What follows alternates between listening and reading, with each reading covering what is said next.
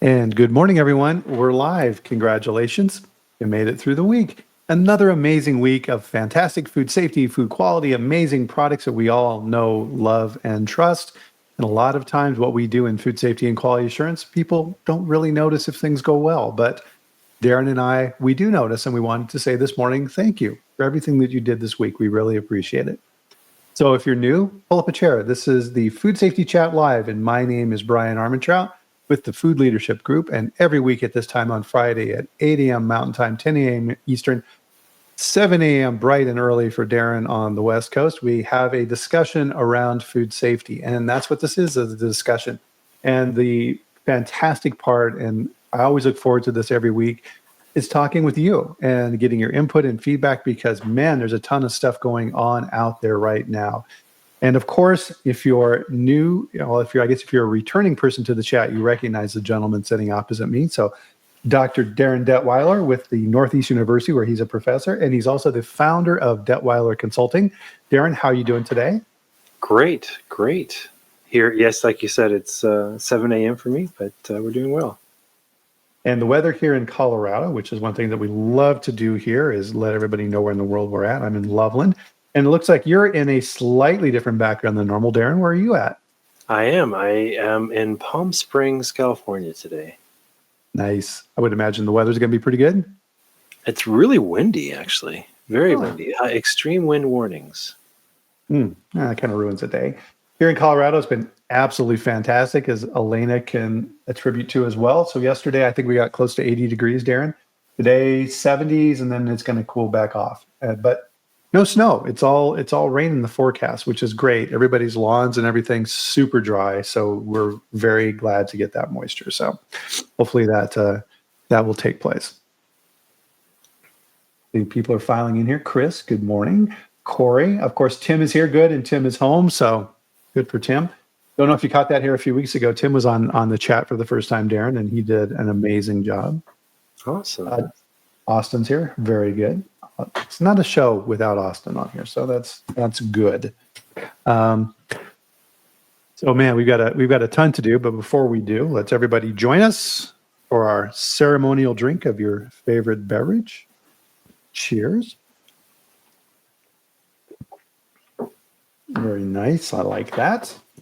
And hopefully everybody's ready. This was an interesting week. I had 4 different dad jokes to pick from for Darren. And before the show, we went through those and we picked the winner of the dad jokes just for you guys. So here it comes. So Darren, as we've all been watching recently, a lot of activity going on in the stock market, lots of ups and downs and everything else. And I recently invested in some submarine stocks. But I checked them this morning, and unfortunately, they've taken a dive. Now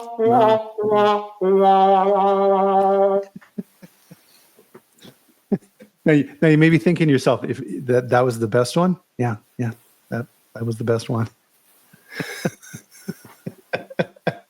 I just heard my wife out in the living room laugh. Sometimes I know when my wife does not laugh at a dad joke that it must be good because she's trying to teach me a lesson. She's trying to teach me a lesson by not laughing. Giving you the look. Exactly. Oh, wow. So Lavanya, I think that's the correct pronunciation there, is Dubai. So fantastic city. I know that you've been to Dubai. I've been there as well, right? They have some really cool food safety conferences out there, which I would love to get out to those one of these times. So let's see. So for our topic here for today, and really this comes back to, and I'll pull this up here on the screen, is you wrote a really good article here in January of this year around restoring trust in food safety and some on the perspectives of what happened in 2024 and what's kind of continuing in 2025. And at the end of the chat here, I'll put the link in here for the article. But it's, man, we are just going through a ton of change, aren't we, Darren, right now? Yeah. And, it's interesting because I don't think that people put as much value into, no, not value. I don't think they see trust as much as other people when it comes to food. I mean, if you Mm. think about it, when you are a child, you put your trust into your parents or to those who are serving you food. When you are going to the grocery store, you base a lot of your decisions. Is it the taste or flavor that I want? Is it the quantity I want? Can I afford this? But once you answer those questions, you still have a variety to choose from, and I think a lot of it comes down to trust. I wouldn't buy that brand, or I wouldn't buy, that label or that kind or whatever. When we decide what grocery or what restaurant we want to go to, sometimes you look at a name and you're like, yeah, I don't trust them because of X, Y, and Z. Or you look at the location and the setting and you're like, okay, I don't have a good feeling in terms of trust. But you also have a different kind of situation. I mean, we have people who want to be able to entrust their employees, and employees want to be able to entrust their employers and the, Hmm. the, the brand and the mission behind the company they work for. And then when things unfortunately go wrong, right?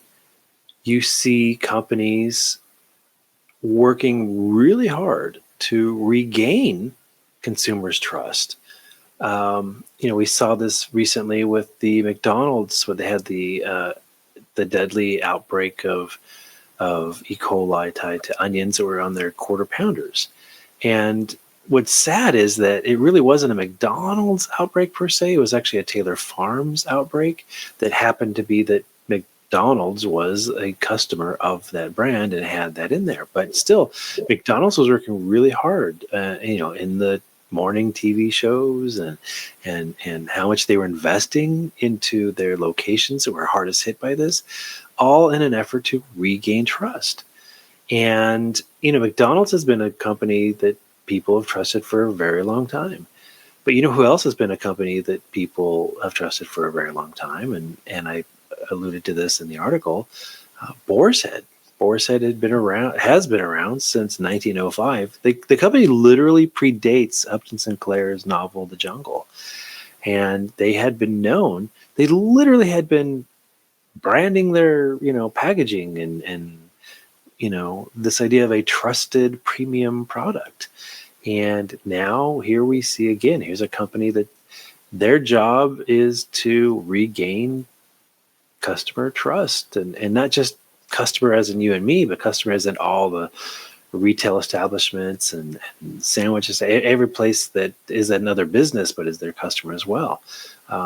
So trust is very, very much at the heart of the way companies interact with their clients and customers, and also the way that consumers essentially, it's like having a dialogue, if you will, with a company, a headquarters, a CEO and executive offices that you'll never actually visit or whatever. But it is this kind of dialogue or transaction and trust, if you will. Hmm. Interesting. It's a weird dynamic, isn't it? Because well, in the consumer's mind, this trust element that they assign to products, it's kind of a weird. It's a weird situation in that they assign risk and trust relative to categories as well. So, oh, I don't eat this particular product. Oh, I don't drink tap water because tap water is bad. I only drink bottled water, of Yeah. which people are starting to find out new things on that. But what's And funny is it's like I won't drink tap water, but I'll drink bottled water and I'll put ice in it. And where's the ice come from? Tap water.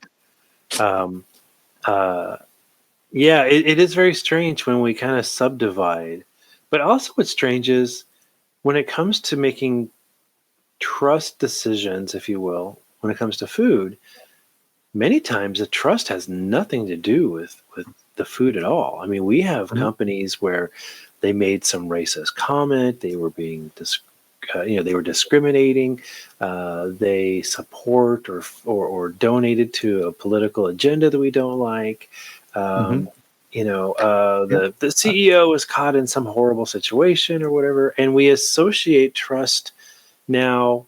It's like we expand it from the idea of I don't trust the CEO or I don't trust their political agenda to I don't want to have anything to do with that company at all, kind of Mm-hmm. a thing. Even though it may have nothing to do with food safety or quality or taste or anything like that. You Yeah. just kind of be like, I don't want to do business with that company at all. I just, and I get it. And I think that sometimes people have a hard time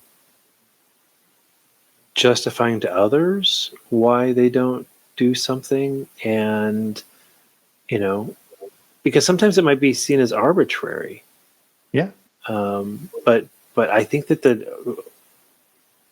the wide dynamics of trust, um, and I'll say this too before we move on with some other thoughts on this, is that I think that trust today is different than trust 30 years ago, because I think one of the biggest difference between today and 30 years ago is social media. Mm-hmm. And with social media now, people are not just being passive and looking at what else is out, what information is online. People are becoming more active and even generating content. And so you have ideas, you have experiences, people's stories, you have so much more access to information on the internet. And people, they invite, they subscribe, they become part of even a boycott. Remember, we recently had that Kellogg's boycott. Mm. And that had nothing to do with food safety. That was all about the fact that the CEO Kellogg's split into two groups, Kellogg's and Kellanova. Right. Kellanova was pretty much everything except for the cereal, and most of the Kellogg's that remained was just the cereal. And the CEO was addressing a question like on one of the morning news shows about the rising price of foods, and was basically just kind of blowing it off and saying, I don't know why people are complaining. If food's too expensive, they can just eat cereal, which is very reminiscent of the kind of let them eat cake kind of an answer. And Yeah. people were like, oh, hell no. You don't tell us, when we're facing these issues to just eat cereal kind of a thing. And so there was a boycott of, at the time, there was a boycott that was really driven by social media of Kellogg's products. And we've seen other boycotts. I recently saw this whole, like, this month we're boycotting this because of this, and next month we're going to boycott that because of this. But Right. here's what's wild. These boycotts are not only getting noticed in terms of social media, they're getting noticed in terms of mainstream media, and they're getting noticed in terms of the economic impact that truly is a reality that I think that most people are trying to make sure that they're reminding these corporations that you depend on us for your financial momentum. There's no, you celebrate your record quarter profits. You would have no profits if it wasn't for us buying your product. And Mm-hmm. if we don't trust you, we're not going to buy your product, and we will make a dent in your income, your profits. And that is being seen right now more so than ever before. So I do recognize that trust itself is nothing new. However, the dynamics of trust have really, really come to a different forefront over the last while here. No, that's very good points. Yeah, I want to kind of talk about this a little bit more because I think it's really critical to our conversation here. Is so as Larry is saying here, trust is doing the right thing. Yes, but trust is much more than that. It used to be, to your point, Darren, when we were kids, right? Mom was the one making the decisions a lot of time on what to purchase, and she had limited information on what to go on. And one of the big debates when you were kids was generic on the cereal topic, right? The generic store brand versus Sugar Smacks or something like that, right? And in your mind as a child, the Sugar Smacks was so much better for whatever reason. You got a toy or what have you. Majority of the time, the reason was because of the quality of the toy inside the package. Exactly. Which you would then dig to the bottom of the box immediately and drag it out. And mom would be like, okay, well, we're going to get the generic store brand and see if there's a difference. And he'd be like, right. And then you would lose that battle, and then that's what you would end up with for breakfast. But now, to Larry's point, I think this is worth really emphasizing, is that trust now is so much more than just the trust in the brand. Because to your point, there's a battle of persuasion that's going on. So you have internal groups within companies, and we have to remember, from a food safety quality standpoint, we're only one portion of that trust element. To your point, Darren, there's the marketing group that is putting out the messaging that they want to communicate to the outside world. There's counter communications, right? 'Cause there's groups out there, NGOs and other people, who are actively working against those companies. So it's like, okay, I'm a member of an animal rights group, and I really, really hate that people eat meat. Therefore, I'm going to do everything I can to destroy these industries. I'm going to sneak people in to take hidden camera videos, and I'm going to paint them in a bad light. So there are people out there and groups out there that are actively working to undermine trust in companies as well. Don't believe me? Let me say this. Monsanto, right? People have a visceral reaction now to that company, and you'll go on these long tirades. Here's another experiment to have some fun with this as well, is get into an argument with somebody on X or other platforms around drinking raw milk. Good luck. Good luck, right? Yeah. It doesn't matter how much evidence I put in someone's face relative to the risks of drinking raw milk. They don't care. They don't care. Well, which is an interesting dynamic, isn't it? But even the dynamic keeps changing, though. Yeah. For instance, let's look at when you and I were kids, right? I could pick so many different brands, but let's look at the Fruity Pebbles and the Cocoa Pebbles cereal, right? And so here you have cereal, and of course we can watch the cartoon on TV, right? And so now whether it's nostalgia or just tying into what you're looking at. There was a reason why, all these cartoon characters and television tie-ins were made. And of course, at the time, this box of cereal, juice, toast, milk, and fill in the blank, juice, toast, milk, and Trix, or whatever. Part of a nutritious breakfast. Part of a nutritious breakfast. And now what do we know? All that was crap. The juice is full of way too many sugars. The milk, well, is it raw milk or is it pasteurized milk? The cereal has got so many, not just sugar, but all these other ingredients in it. And the toast, well, that enriched wheat, toast has some issues. It's like every single thing there that they were for decades, was the essential part of a nutritious breakfast. There's questionable things about all of that. But let's go back to Fruity Pebbles and Cocoa Pebbles. Mm-hmm. Not only did they have cereal, but even today still they have the Flintstones vitamins. Remember that? Yeah. Yeah. Well, you know what they had before the cereal and before the vitamins? Who was Flintstones on the cartoon? Who was their major sponsor? Do you remember this? I know this. Let's see if to the point where it was like it was not just like an add-on. It was the cartoon characters were sitting out on their yard along the rock wall at the end of every episode. Fred and Barney were having a conversation about whatever happened in that episode. And what were they doing? They were smoking a Chesterfield, and so there came a point where they're like, wait, there's too many children that are watching this. This is not setting a good example, kind of a thing. So not only did they stop doing that, but they gravitated towards the vitamins and then towards the cereal.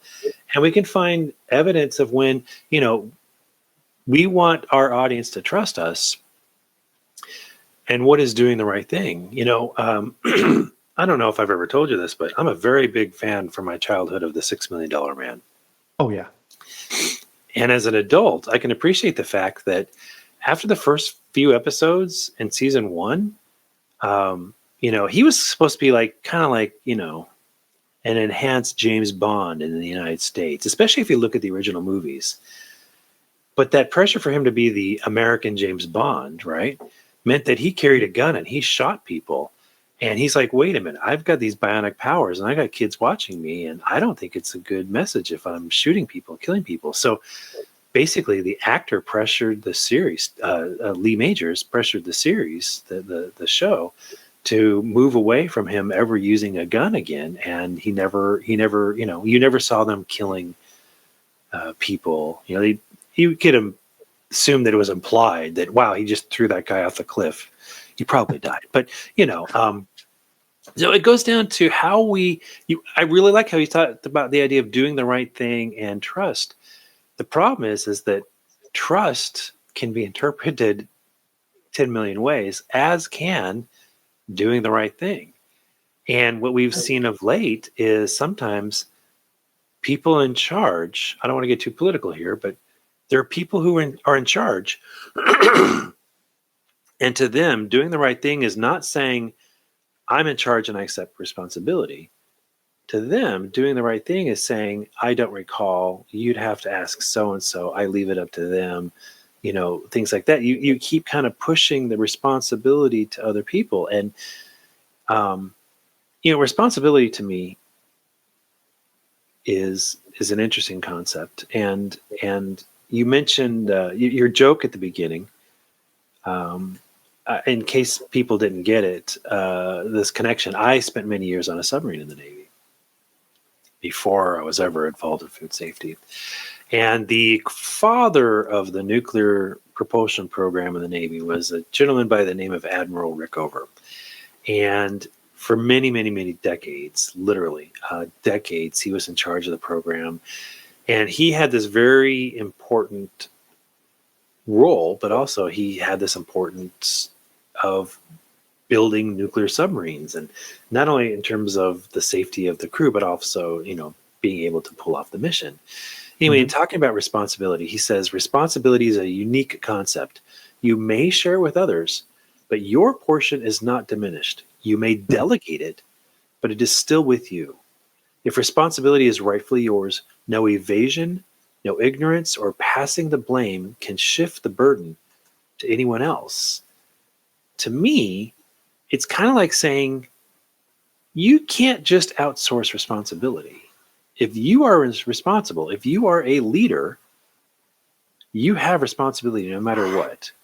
And this is something that I've been talking about a bit lately in terms of the idea of, we're seeing this a lot now, where people grab onto, in leadership positions, they grab onto responsibility when it's convenient. And when it's not convenient, they seemingly find a way to say, oh, that's not me. I didn't know. I didn't do that, even though I'm the one in charge. And it's like, where is the person who's saying, I'm sorry, I am in charge of this, and the responsibility does fall on me? And so this is starting to kind of erode our trust in many different aspects of what's going on in the world. When, and we see this with food companies too. We see this with food companies. They'll say, yeah, it was unfortunate that some things happened, but we're going to move on. Okay, where is the accepting of the blame? Where is the acknowledging that people died?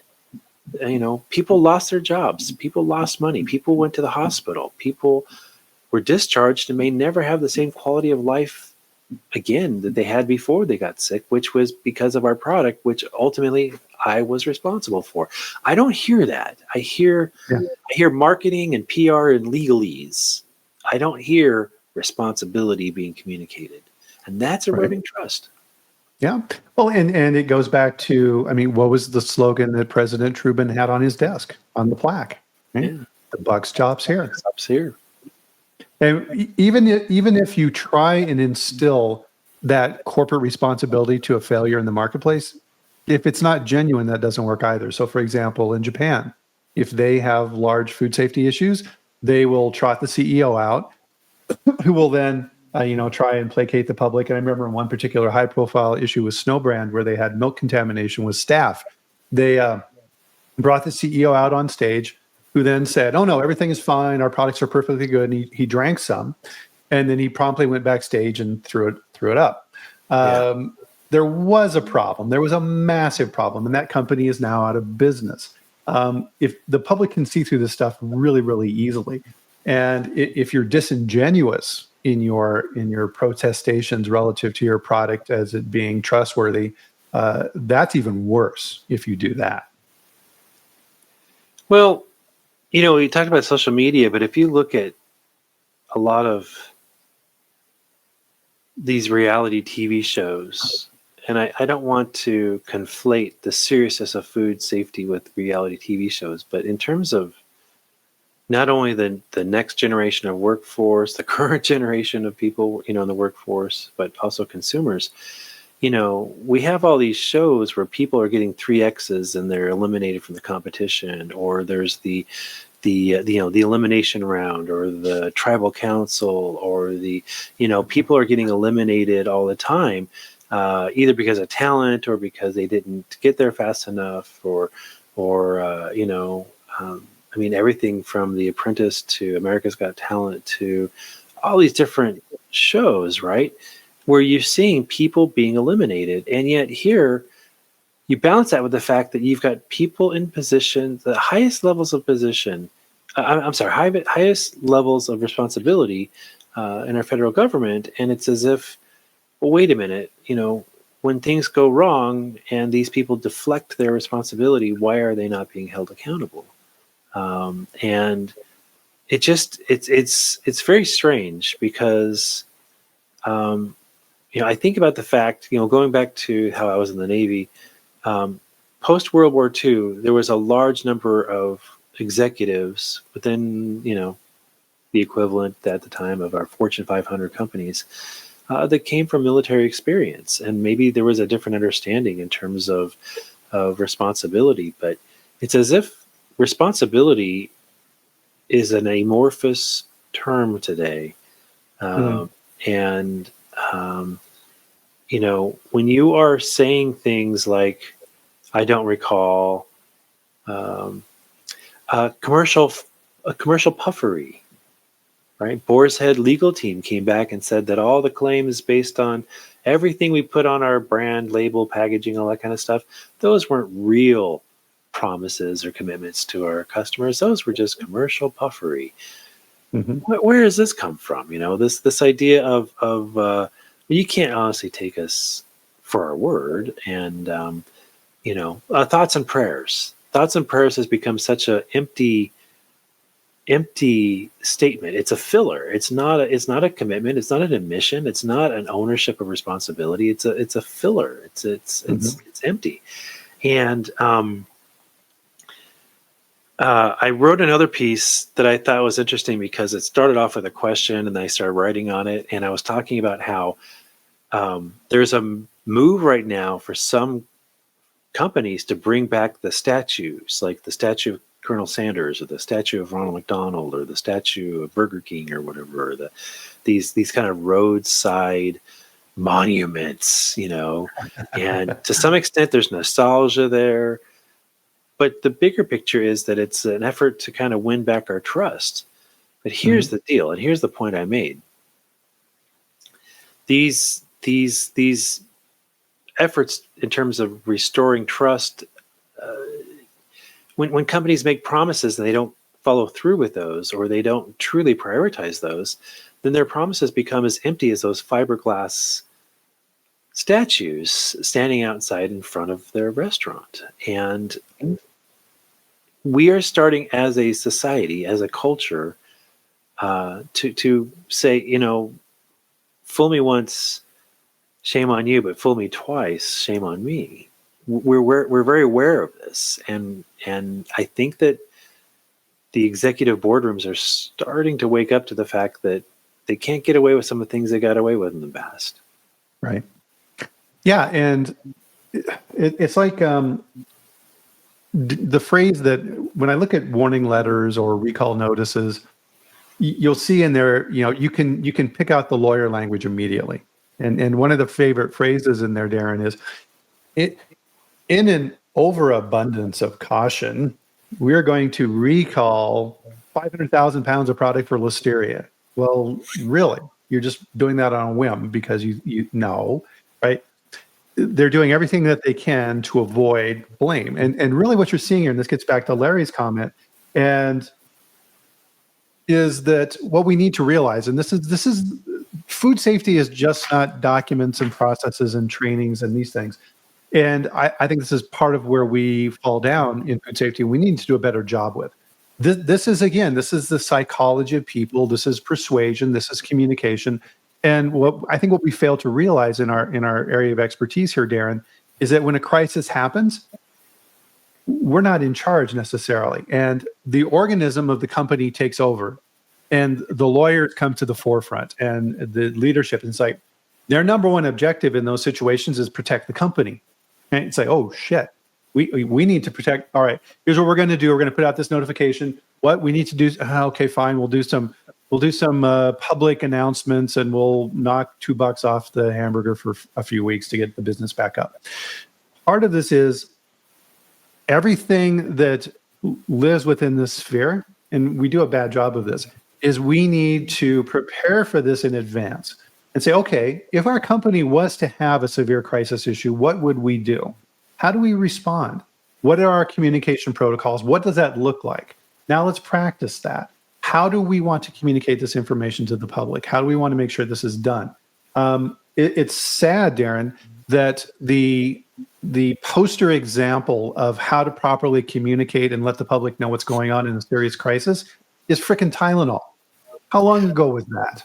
Oh, that is so crazy, because I was just talking with my students about this last night. I had a student who was saying that she wanted to do 2 case studies. She wanted to do like a good case study and a bad case study. And that she couldn't find a good case study. And I said, I was having the same problem as well in terms of trying to meet certain criteria. And then I'm like, well, I'm going to try ChatGPT. So I went to ChatGPT and I was saying, find a good example that does this, blah, blah, blah, blah, blah, blah. And first off, it started pulling up examples. Well, this company did this after they killed a bunch of people. Well, this company did this after they paid a big, humongous, multi-million-dollar fine. It's like, okay, I don't want to have reactive after an act, kind of a thing. And it went back to Tylenol. And I'm like, that is so crazy that you have to go back to Tylenol. By the way, if the viewers don't understand what Tylenol, back in a time when we didn't have security seals and plastic wrap and boxes and all these kind of things, when you could literally walk into a grocery store and open up a container of yogurt or cottage cheese and you could eat it right there back. It was. Yeah. You probably know. Someone was trying to kill someone, but I mean, if you think about it, there was some interesting methodology to their madness here, or madness to their methodology, by basically tainting random packages of Tylenol in different locations, so it looked like much more than just the idea of one person trying to kill one person kind of a deal. But here's the thing: Tylenol, they couldn't figure out any one location, any one store, any one lot number, that kind of stuff back then, and so their executives, they chartered private jets to fly all over the different place to make sure they were expediting the removal of their product from the shelves. And then, after the fact, they looked at the idea of, security seals and plastic and all that kind of stuff that we are used to today. But yeah, the thing is that people today still hold Tylenol to very high remarks, if you will, in terms of how they handled that, not only during that event, that wasn't even their fault, but after the event. And you look today and everything is, well, we're going to do all this now. Well, why weren't you doing it before? You look at this, I refer to it as reactive philanthropy. How is it that a company will spend $100 million to try to win back our trust, but they wouldn't have spent $5 million to prevent a failure in the first place? How is it that, that idea of, we're going to do this in an overabundance of caution. Wait a minute. So what you're saying is overabundance of caution, but it's kind of bare minimum, basic expectation there. And why weren't you doing this before? The fact that Boars Head had 65 or more critical violations reported before the outbreak, and they didn't do anything about all this. Mm-hmm.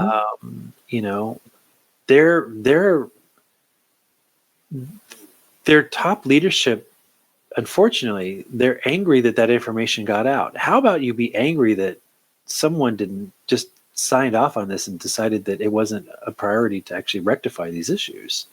Right. Well, because now no one will associate Boar's Head with the same level of priority and commitment to food safety as they once had a year ago, and 120 years before 120 years before what happened in 2024. Right. Well, and to your point earlier, okay, so Boards Head's coming on. They put out some statements, and they have a nice, pretty website where they talk about stuff. And they brought in a blue ribbon panel to fix things. But to your point earlier, Darren, they've already negated all of that information, because earlier their claim was, well, this is all puffery. Okay, well, is this not puffery now? Or have you decided this is the truth now? And how do we know that's true, or is this just more puffery?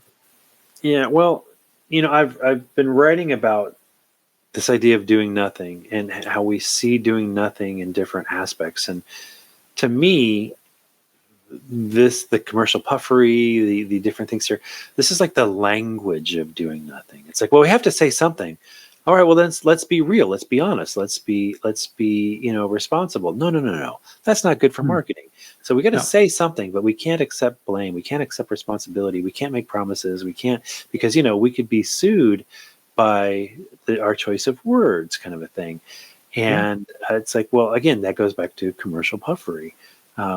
It's how is this even a thing?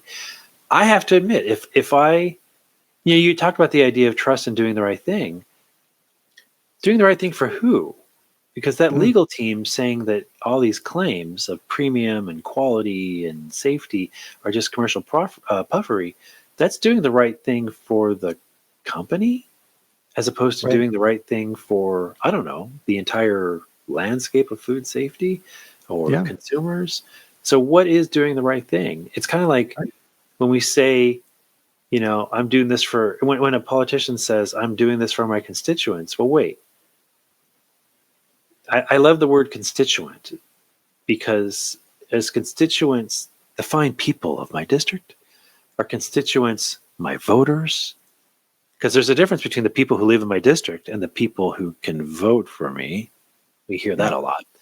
But then there's the constituents are actually my donors, right? Lobbyists. So constituents is like, there's 3 or 4 different ways of defining constituents. And again, word choice, it comes down to the idea of the language of doing nothing. I'm going to do nothing because I'm going to focus on these constituents, but not those constituents.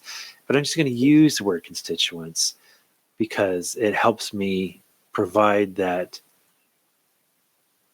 honesty with an asterisk. Yeah. Well, and you made some really good points there. So if you're in the legal group for a company, your sole purpose is to protect the company. That's what you do day in and day out. You review supplier contracts, and you make sure that marketing isn't going too far, and HR, and you name it. That's your entire mindset. And I think part of this, and this may go back to your military training, because I think this is really relevant here, is one of the things that the military does that we don't do is they do contingency planning, right? Okay, here's our plan. Okay, what can go wrong with the plan? Okay, well, if this happens, what do we do? If this happens, what do we do? If this happens, what do we do? We don't do that. We just assume that our plan's going to work, and then it fails, and then everybody runs around with chickens with their head cuts off, and they go back to their base role of what it is. And if you're a lawyer, your base position is protect the company, and that's exactly what you do in that position. We don't do, and this is something that I advocate for, is we don't do scenario planning and training. Okay, fine. Let's, as a company, create a crisis situation, and we're going to test our systems, and we're going to see how different departments respond in this scenario. And then if it happens for real, we know how we actually want to react. And then you can have these discussions like we're talking about today in a calm, rational space. And it's like, okay, well, if we allow the communications in the legal group to say overabundance of caution and unconfirmed reports and sorry for your loss, please don't sue us, is that how we want to be seen as a company? And you can have those conversations. I'm seeing here in the comments, right, lots of things that are relative to what we control in quality assurance and food safety. The hard fact of this is we're only a small portion of this. And in a crisis situation, the groups above us, above our pay grade, because a lot of times, unfortunately, food safety and quality assurance report into operations or some other group, they're not sitting on the board for the company. They're going to be overridden and they're not going to be listened to. And that board is going to say, protect the company. You know, it is very easy to get caught up into pointing out problems, pointing out the negatives, but when you have an opportunity to say, here's an example of exactly what you're talking about in a good sense. I mean, it's still, I hold on to this example. There's a guy out in Las Vegas. He's in charge of one of the casino's food programs. By food programs, I mean like 19 restaurants plus 7 stores plus room service plus catering plus events, all that kind of stuff. And what amazes me about him is that one, he pointed out that the general manager of the hotel, casino, and resort, it said in the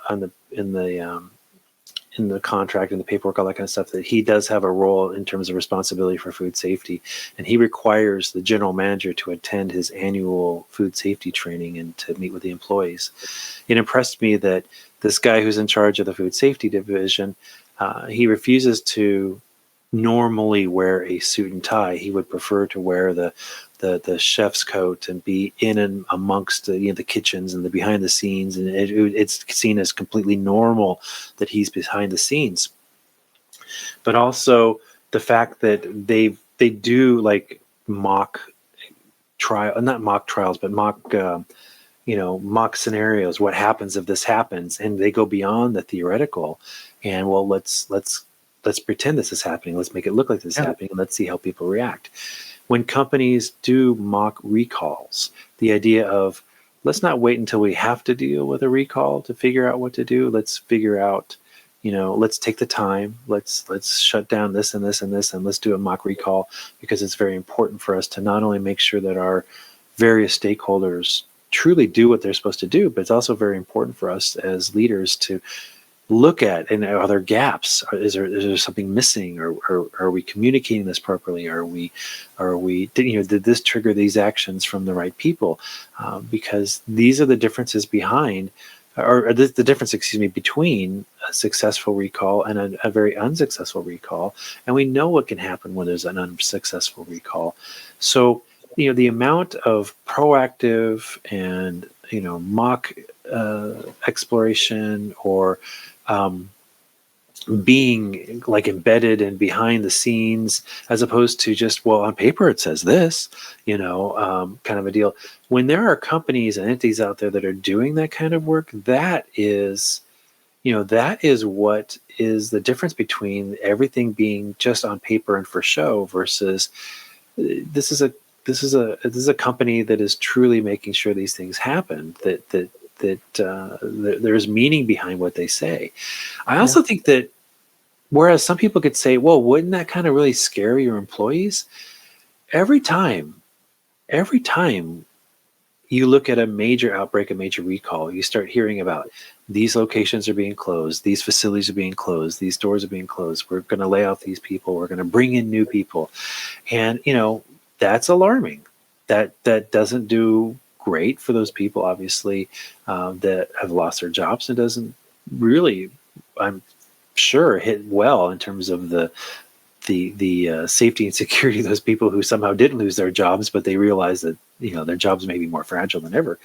And right now, we're hearing about the current administration coming in and just firing not just a few people, but tens of thousands of people in public health areas directly impacting food safety are being fired in the name of efficiency and reducing waste and costs and things like this. And I'll just say this, without getting political, I truly believe that there are reasons and justifications for firing or replacing certain people. I even think that there may be great justification for terminating certain advisory boards.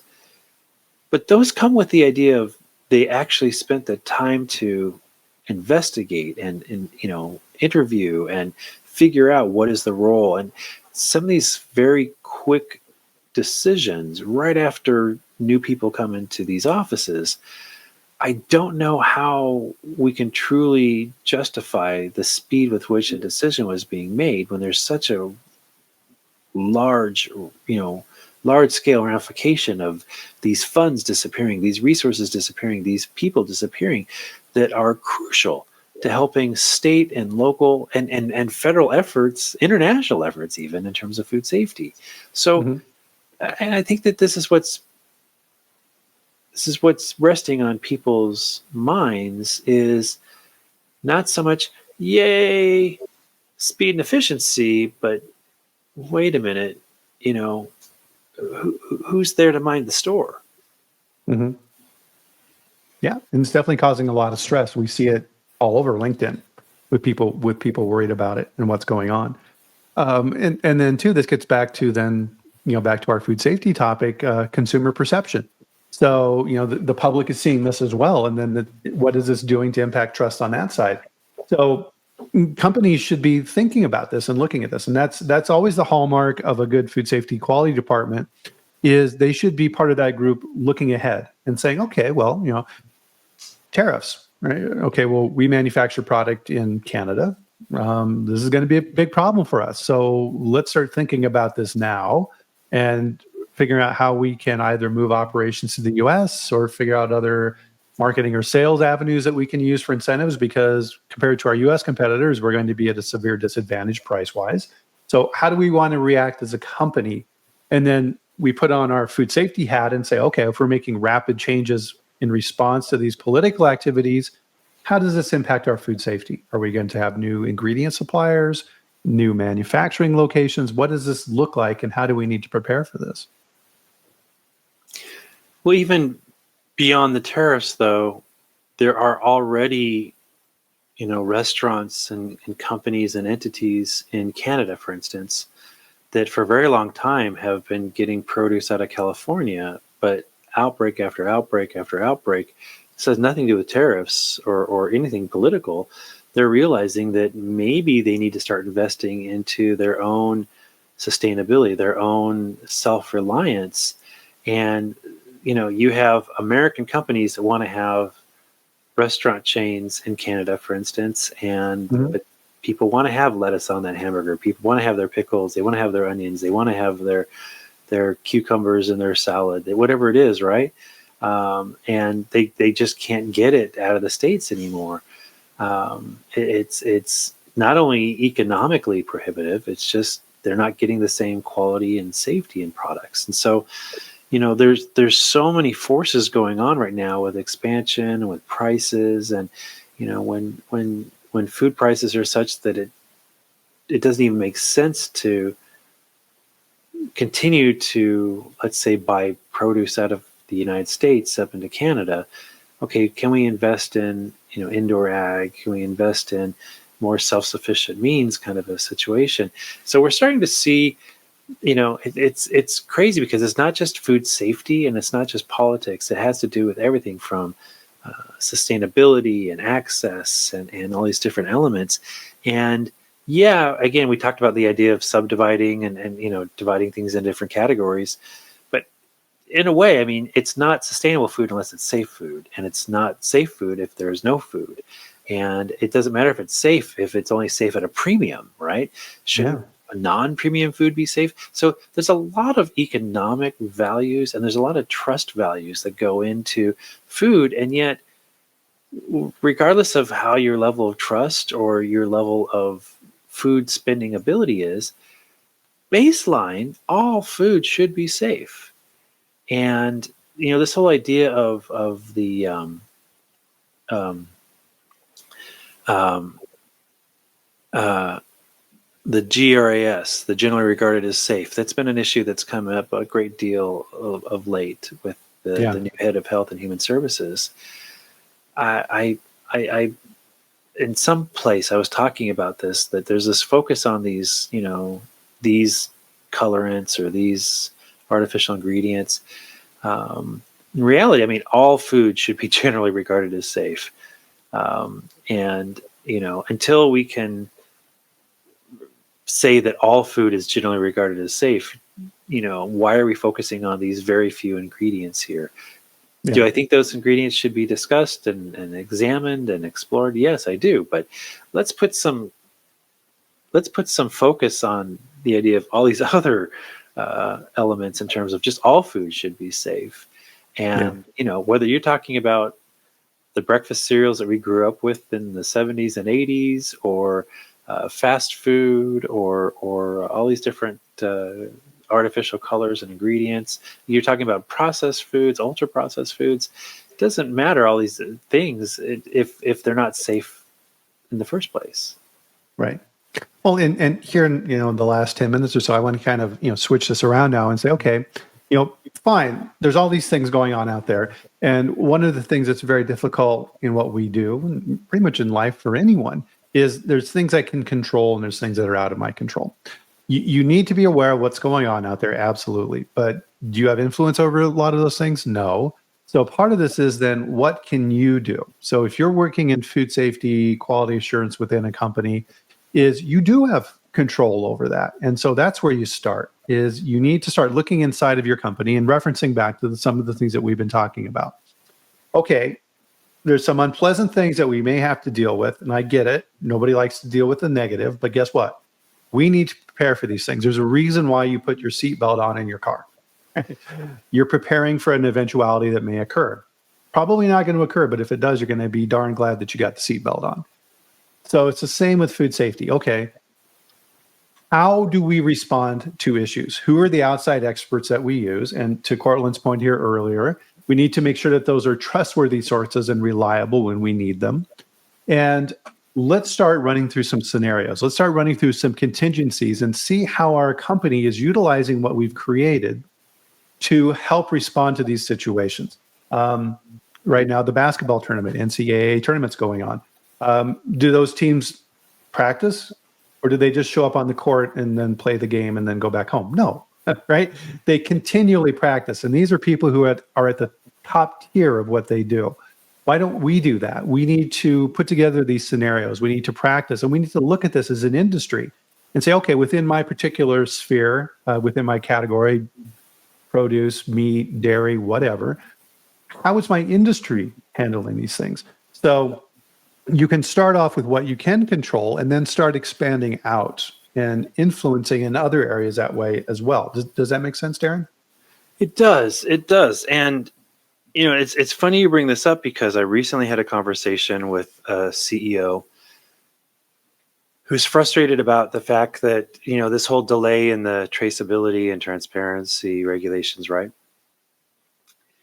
And we were talking about word choice and frame of mind around this. And I said, well, look, I very clearly remember when there was the push to have labels for mechanically tenderized beef, and there was some resistance, and then eventually it got passed, and no one had to do it until this date.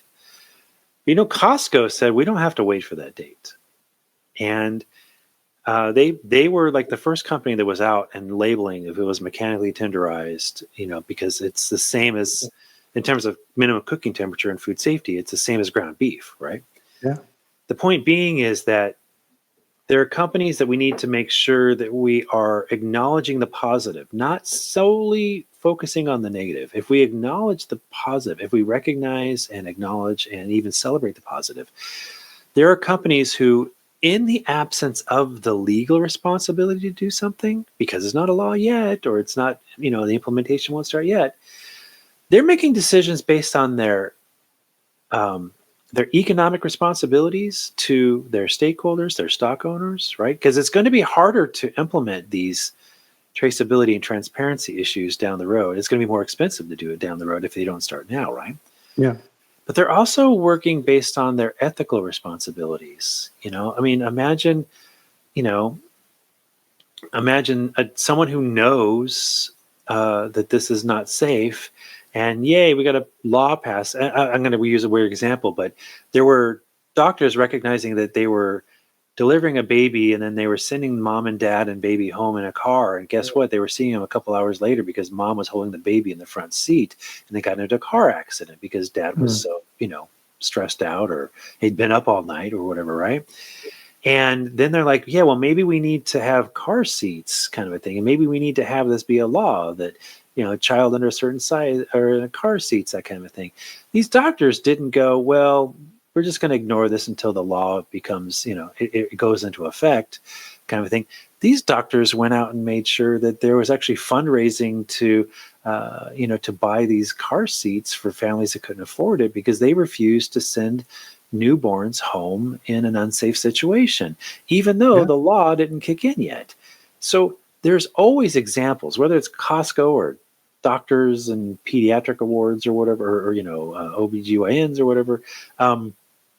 There's always examples of those leaders of companies who, in the absence of legal responsibilities, will still look at their ethical and even economic and philanthropic responsibilities and say, this is doing the right thing. We don't have Mhm. to wait until our hands are tied and we are forced to do the right thing. If I know that this is the right thing to do, I can do it now. We need to make sure that we're celebrating and acknowledging and rewarding those companies and those leaders who do the right thing, even if it's not convenient, even if it's not legally required. Yeah. Well, and this gets back to the Tylenol example. Now, imagine if Tylenol had come out and said, "Well, we're meeting all the base legal requirements, and it's unfortunate that people have been injured in this. We'll leave law enforcement." Right? We wouldn't be talking about them today. Right? They would have Yeah. been thrown into the bucket with everybody else. And I think this gets back to, and what we're really talking about here again, back to our subject for today, is trust. And it's being transparent and getting that messaging out there. If you're doing something good, don't be afraid to communicate it. Here at our company, we're doing this to ensure that your product is safe. And remembering that these different groups in the company, the legal group, they don't run the show, right? They're there to provide assistance and support, just like any other department. And the buck stops at the CEO. And so part of what you need to realize around this as well, too, is that don't assume that your CEO understands this, because just because you're a good CEO doesn't mean you understand food. CEOs are good at doing what CEOs do, right? So creating a team, creating value in the marketplace, getting the stock price up, whatever it is. And so you could be really good CEO at automotive and then go over to a food company and run that food company. Well, if they don't understand food, this is a huge problem, right? And this is why all of our topics for today on being proactive internally in the company and help manage up, as we talk about, is to make sure that that senior leadership understands. So if the crab does hit the fan, that the company knows the appropriate response. Because if they don't, and they don't practice, they're going to retreat to that protective mode. Well, and you know what? If I could, I would say that, people always ask me, what do I look forward to in the future? Yeah. I look forward to a future where I can point my finger to a company and not have to go all the way back to Tylenol, in terms of a company that was a great example of what Yeah. to do, um, in these situations, both reactively, but ideally proactively. Yeah. No, 100%. That's a perfect way to summarize. And so as I promised here, Darren's excellent article. Here's the link to that article on the recalls and outbreaks. Um, any closing thoughts for our audience today, Darren? Um, yeah, we often talk about the cost of doing things, but when we start kind of flipping the conversation and look at the idea of how many people are finding reasons why not to do something, why to delay things, why to pass on the responsibility to someone else, I think that we're starting to hit a point where we can't accept this anymore. Mhm. And to me, being told that everything that we took for granted or read in terms of being for the purpose of the consumer, for our good, it's getting harder and harder to find those examples of where we can truly trust what we're reading and what we're hearing. Um, I think we have to remember that we too play a role in trust. There's Yes. plenty of people who have all the information in front of them. They just decide to look the other way, or they don't ask the right questions. I'm not saying that all the responsibility should be on the shoulder of the consumer, but flipping that conversation around, it can't be zero. And as we all know everyone who has a leadership role at any level within a company, whether it is they are the newest hire, lowest person on the totem pole or the top person on the totem pole, we all eat and we all have families and friends who eat as well. So we need to think about the bigger picture of trust and remember that we are part of that equation. And trust is only as good as we start to ask and consider it. Yeah. Well said. Well said. So as you talk about, Darren, so what's that legacy over the next 30 years? What are we going to be creating over the next 30 years? So I challenge the audience here today in food safety, work to be one of those examples of how to properly respond. Become the next Tylenol of how we should be responding in the industry. We shouldn't have to wait this long. So take it to that next level. And for that work, we thank you. And so with that, we'll bring our chat to a close here for this week. Thank you, Darren. Fantastic. I always love having you on. It's always the best conversations. And the part of one of the main reasons for our chats is to get people thinking. And recently, that's really what our focus has been here on the chat is not necessarily the nuts and bolts of what we do, but it's been more around the why of what we do, which is we need to remember that. So that's very important. So thanks a lot for that, Darren, and keeping us in that perspective. And so, of course, everybody, thank you for joining me. Fantastic conversation. Great comments. I love the conversations that are going on in the chat. I am reading this as we go along, so you'll see me glance back and forth as I'm doing that. That's what's going on there. So next week, of course, we'll be back for the next Food Safety Chat on Friday at 8 a.m. Mountain Time, 10 a.m. Eastern, where I'll bring another amazing guest like Darren on to have another conversation. And in the meantime, enjoy your weekend. Have a great time. It's going to be beautiful weather. Hope you have a great time out there in Palm Springs, Darren, and we'll see everybody next week. Have a good one. Thank you very much.